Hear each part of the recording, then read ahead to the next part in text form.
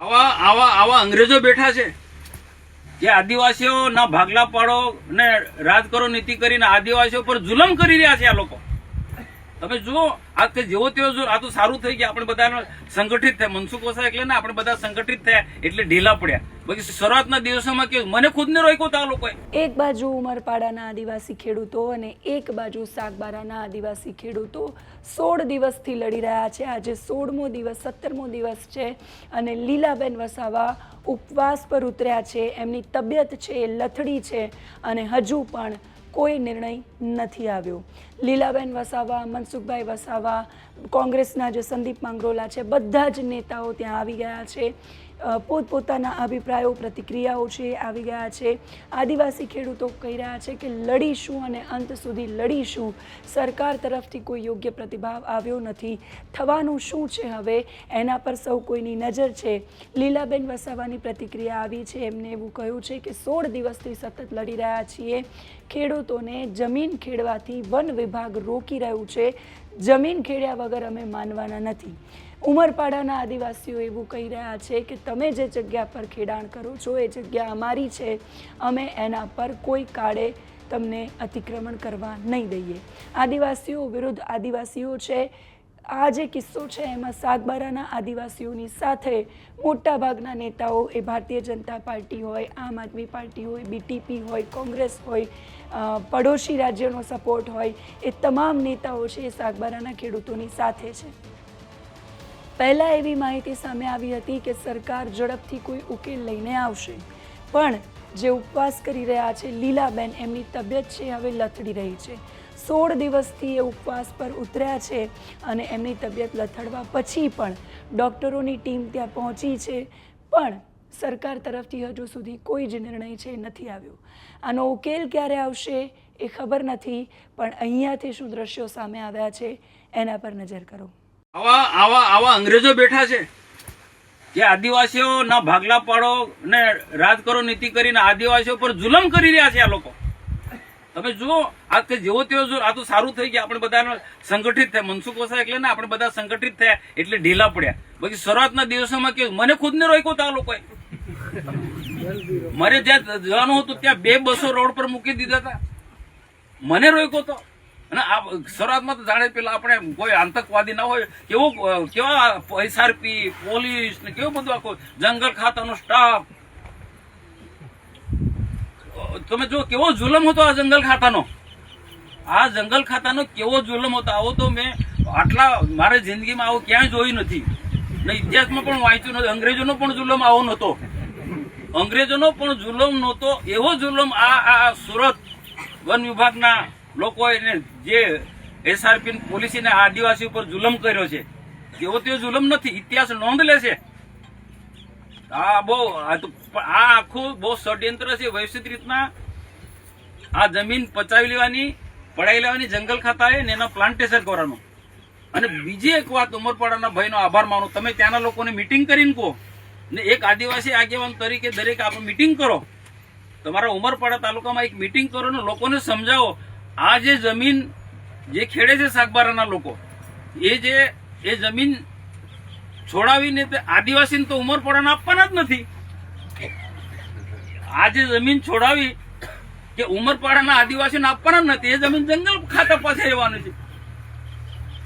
તો આ ખેડૂતો માટે એમણે જે અનજણનો ત્યાગ કર્યો છે, ત્યારે એમની તબિયતની ચિંતા કરીને, એમના સ્વાસ્થ્યની ચિંતા કરીને સરકાર આ વહેલી તકે નિર્ણય કરે એ ખેડૂતોના હિત માટે પણ ખૂબ જ જરૂરી છે. અને લીલાબેનના સ્વાસ્થ્યને લઈને પણ આ નિર્ણય વહેલી તકે કરવામાં આવે એના માટે હું સરકારશ્રીને ફરીને વિનંતી કરું છું. આ પ્રશ્ન જે છે કે જંગલની જમીન ખેડવાનો જે વાત છે એ આજથી નહીં પરંતુ છેલ્લા 20 વર્ષથી આ ખેડૂતો ખેડતા આવ્યા છે અને એમાંય ક્યારેય કોઈ એવી મુશ્કેલી નથી આવી કે વન વિભાગના અધિકારીઓએ એમને આ ખેતી કરતા રોક્યા હોય. પરંતુ જે છેલ્લા 2 વર્ષથી એમને જે પ્રકારે એમને રોકવામાં આવ્યા છે અને જે પ્રકારે એમના ઉપર જે દબાણ કરવામાં આવી રહ્યું છે એ ખરેખર યોગ્ય નથી. એટલે વન વિભાગના અધિકારીશ્રીઓને પણ મારે કહેવું છે કે જ્યારે આપને જંગલની જમીન ખેડતા ખેડૂતોને અટકાવવા જ હતા તો 20 વર્ષથી ખેડતા હતા ત્યારે અત્યાર સુધી કેમ એમને અટકાવવામાં નહીં આવ્યા? તો આ જે પ્રશ્ન છે એ રીતના એક જ સમાજના લોકોની પ્રત્યે વૈમનસ્ય ઊભું કરવાની જે આ કામ થઈ રહ્યું છે એ ખરેખર ખૂબ જ ખોટું થઈ રહ્યું છે. સમાજના ખેડૂતો આજે જીવન નિર્વાહ માટે જે રીતના આ ખેતી કરી રહ્યા છે, એમના પરિવારના જીવનને ચલાવવા માટે ખેતી કરી રહ્યા છે, તો એમનો હક અને અધિકાર છીનવાઈ ન જાય એના માટે એમને ફરીથી આ ખેતી કરવા દેવામાં આવે અને એનો નિર્ણય વહેલી તકે કરવામાં આવે, જેથી કરીને એમના પરિવારના જીવનને બચાવી શકે અને એમના ઘર પરિવારને પણ ફરીથી હસતું ખેલતું રાખી શકે. એ માટે આ સરકારશ્રી વન અધિકારીઓને વહેલામાં વહેલી તકે કહેવામાં આવે કે આ લોકોને ખેતી કરવા દેવામાં આવે એવી વિનંતી પણ કરું છું. કરવા માટેનો હક આપવામાં આવે.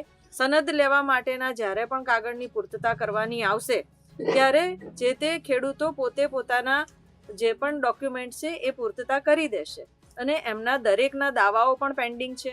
તો એ બધી વિગતોને લઈને જે બી સનદો માટેના દાવાઓ પેન્ડિંગ છે એ પણ વહેલામાં વહેલી તકે પૂર્તતા કરીને એમને પણ પૂર્ણ કરવામાં આવે અને ખેડૂતોને જમીનની સનદો આપી દેવામાં આવે, જેથી કરીને એમને પણ સરકારશ્રીના જે લાભ મળવાના હોય એ લોકો લાભ મેળવવાને પાત્ર છે તો એ લોકો એ લાભ પણ મેળવી શકે. અરે સામાન્ય જનજીવન ગુજારતા મારા આ આદિવાસી ભાઈઓ બહેનોની જે પરિસ્થિતિ છે, અત્યારની આ પરિસ્થિતિ દયનીય પરિસ્થિતિમાં વહેલી તકે નિરાકરણ આવે. કોપી ગામે છેલ્લા 13 દિવસથી અનશન ઉપર જંગલની જમીનના પ્રશ્ન માટે અહીંયાના 12 ગામના ખેડૂતો લીલાબેન વસાવાની આગેવાનીમાં બેઠા છે. 13 દિવસ થવા આવ્યા છતાં એમની તબિયત પણ અત્યારે લથડી ગયેલી છે અને અશક્તિ એમને શરીરમાં પણ જોવા મળે છે, ચાલી પણ શકતા નથી. એમ છતાં તંત્ર, ફોરેસ્ટ ડિપાર્ટમેન્ટ અને સરકારમાંથી કોઈ પણ અધિકારી 13 દિવસ પછી પણ આજે કોઈ એમની ખબર અંતર પૂછવા માટે કે શું મુશ્કેલી છે કે વાટાઘાટો કરવા માટે પણ આવ્યું નથી. અહીંયા જે ગામના સૌ આગેવાનો છે, ખેડૂતો છે, એમની સાથે ચર્ચા કરી અને 608 દાવાઓ જે છે એ આજની તારીખે પણ પેન્ડિંગ છે. 608 દાવાઓ પૈકી માત્ર 15 ઉમરપાડા તાલુકાના અને 15 સાગબારા તાલુકાના ખેડૂતોને સનદ મળેલી છે. એ જે ખેડૂતોને સનદ મળી છે એને પણ જંગલ ખાતા તરફથી ખેડવા દેવામાં આવતા નથી. અહીંયાથી પ્રશ્ન સાંભળીને મેં PCCF ગાંધીનગર વાત કરી અને તેઓએ મને એમ કીધું કે જે દાવાઓ છે એ દાવાઓની અંદર ગ્રામસભાનો ઠરાવ નથી, પરંતુ ગ્રામસભાનો ઠરાવ પણ અહીંયા હાજર છે. એ ગ્રામસભાનો ઠરાવ પણ મેં જોયો અને 608 દાવાઓ છે એ દાવાઓ પેન્ડિંગ છે એ બાબતના ડોક્યુમેન્ટ પણ મેં અહીંયા જોયા છે. 2006ના જે ફોરેસ્ટ એક્ટ છે એ એક્ટ મુજબ જ્યારે દાવાઓ પેન્ડિંગ હોય ત્યારે ફોરેસ્ટ ડિપાર્ટમેન્ટ એ ખેડૂતોને આખરી નિર્ણય ન થાય ત્યાં સુધી જમીન ખેડવાથી રોકી શકતું નથી અને એ રોકે તો એ ગેરકાયદેસર છે, એ અધિકારીઓની સામે પગલાં ભરવા જોઈએ. પરંતુ આ સરકારની અંદર જે પ્રમાણે જંગલની જમીન આપવાનો ઈરાદો જંગલ ખાતાનો નથી અને સરકારનો પણ નથી એવું આ વલણ ઉપરથી સ્પષ્ટ દેખાય છે.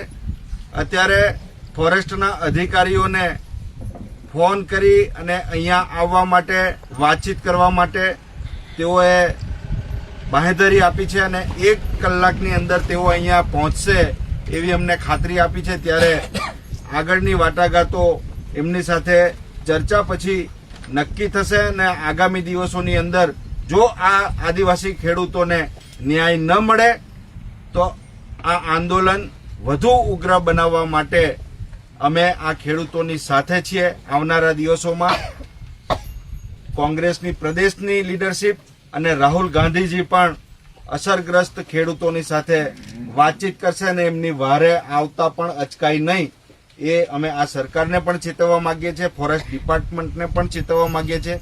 જો આ બાબતે તમે ખેડૂતોના હિતમાં કાયદાકીય રીતે જે કંઈક પ્રેક્ટિકલ નિર્ણયો લેવાના હોય એ લેવા જોઈએ.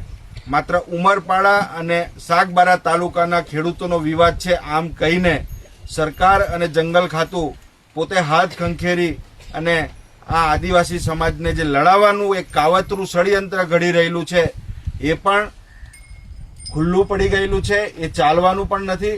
અને આ લોકો જે બેઠા છે એ લોકો સારી રીતે એ વાતથી પણ વાકેફ છે, સમજે છે.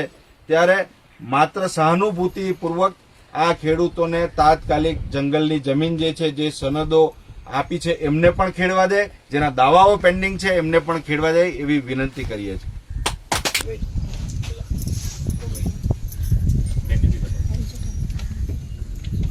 તો સાગબારા અને ઉમરપાડાના ખેડૂતો સતત આક્રમક રીતે એકબીજાની સામે છે. આદિવાસી વર્સિસ આદિવાસી જેવો માહોલ થયો છે. એવું કહેવાઈ રહ્યું છે કે બંને આદિવાસીઓને એક જ સમાજને ઉશ્કેરવાનું કામ, એમને સામસામે કરવાનું કામ વન વિભાગનું છે. વન વિભાગ છે, સાગબારાના લોકો એવું કહી રહ્યા છે કે 2002થી અમે અહીંયા ખેતી કરી રહ્યા છીએ અને આટલા વર્ષોથી ખેતી કરતા અમને અટકાવ્યા નથી, તો છેલ્લા 2 વર્ષમાં એવું શું થયું કે અમને ખેતી કરતા અહીંયા અટકાવવામાં આવ્યા. બીજી બાજુ ઉમરપાડાના જે ખેડૂતો છે એની અલગ અલગ વન અધિકાર સમિતિઓ છે, એમનું એવું કહેવું છે કે આ જમીન પર અમે ખેતી કરી રહ્યા છીએ. સાગબારાના લોકો છે એ અમારી જમીનમાં આવીને ખેતી કરી રહ્યા છીએ, દબાણ કરી રહ્યા છે અમારા ઉપર, અને એ લોકો 2002થી નહીં, હમણાંથી ખેતી કરવા આવ્યા છે.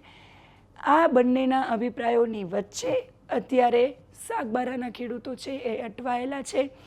જમીન પર ધરણા કરવા માટે એ મજબૂર છે અને 16 દિવસથી સતત એ ધરણા છે એ ચાલી રહ્યા છે. લીલાબેન વસાવા જે ઉપવાસ કરી રહ્યા છે, જે જોમ જુસ્સો એમનામાં પહેલાં દેખાઈ રહ્યો હતો એવો અત્યારે નથી દેખાઈ રહ્યો. ચોક્કસથી એમની તબિયત છે એ લથડી છે અને જે નેતાઓ છે એમનું પણ એવું કહેવું છે, મહેશ વસાવાનું એવું કહેવું છે કે લીલાબેનને જો કશુંય થશે તો એની જવાબદારી સંપૂર્ણપણે સરકારની રહેશે. એક અપેક્ષાઓ હતી લીલાબેનને, જે એમણે અમારી સાથે ઇન્ટરવ્યૂમાં વાત કરી કે ભરૂચના સાંસદ સાથે એમની વાત થઈ છે, મનસુખભાઈ સાથે, કે સરકાર બહુ જ જલ્દી આનો ઉકેલ અને અમારા પક્ષે સારો ઉકેલ લઈને આવશે. 16-17 તારીખ વહી ગઈ, એને પણ ઘણા બધા દિવસો થઈ ગયા, હજુ ઉકેલ આવ્યો નથી. અપેક્ષા એ રહેવાની છે કે બંને પક્ષો વચ્ચે સુખદ ઉકેલ આવે અને ઝડપથી ખેડાણ છે એ શરૂ થાય. તમે શું માની રહ્યા છો એ કમેન્ટ કરીને કહેજો. અત્યારે આ વિડીયોમાં બસ આટલું જ. નમસ્કાર.